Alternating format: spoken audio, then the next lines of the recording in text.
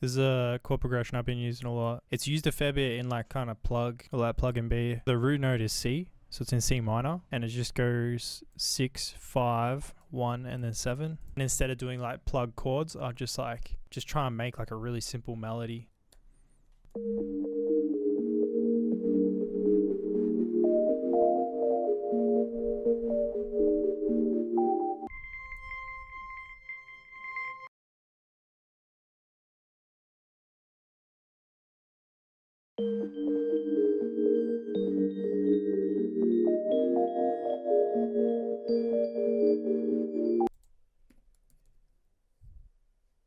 So I just put in this operator as well. This is a preset that I made. It's pretty simple. I just started out with oscillator A. I just used a sine wave, and then I just layered it with like a square wave as well. Just kind of played around with this LFO just to make it sound like a little bit, like the pitch is just off a little bit. I used like this filter and I just rolled it back to like 1K with a little bit of like resonance. That's about it. It's pretty simple. These kind of parameters are just small parameters to just tweak to like refine your sound. But yeah, like start off with any sine wave. It's just a really simple place to go. And then you can add character with like sort of all of these like side panel things. So it's in like a rack. So I then added a pedal. It's just got this like drum preset, but I just tweaked it a little bit just to give it a bit of like distortion.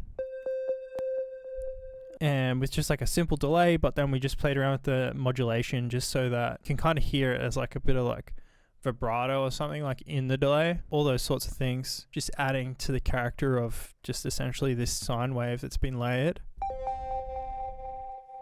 So I'm going to use it on this melody. But yeah, if you want to download this, go check out my Patreon. And I'll add it in there.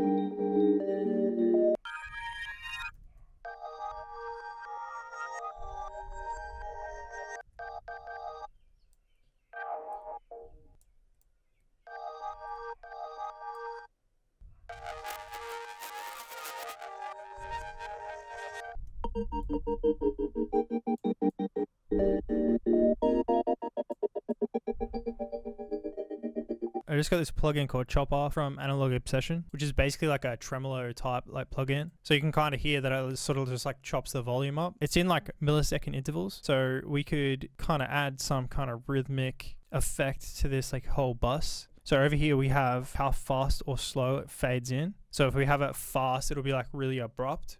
But if we have it slow, it'll be like just like a smooth fade in. And then chop is like how much sort of tremolo we want. And if you don't know what tremolo is, it basically means like trembling. It's like a trembling effect. If you know what vibrato is like a rhythmic effect, but it's to do with pitch. And then tremolo is the same, but it's to do with volume instead of pitch. So in a way, it's kind of like a rhythmic gate.